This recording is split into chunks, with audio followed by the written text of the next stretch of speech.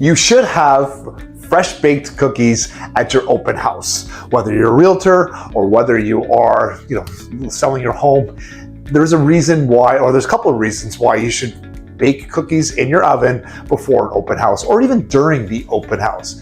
That's what this video is all about. 2 yeses and 1 no. Why you should bake cookies for open houses. And I know my buddy Chris Cook Coach hates when I give away some of these secrets, but it's not a real secret. If you watch any of my lives, you know I do it.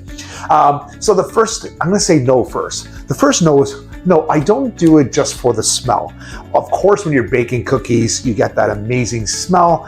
And obviously the cookies that I get are already prepackaged. They're Pillsbury. It's not me doing it myself, but I do get disposable trays. I put the cookies in the trays and I bake either 1 or 2 batches throughout my open houses.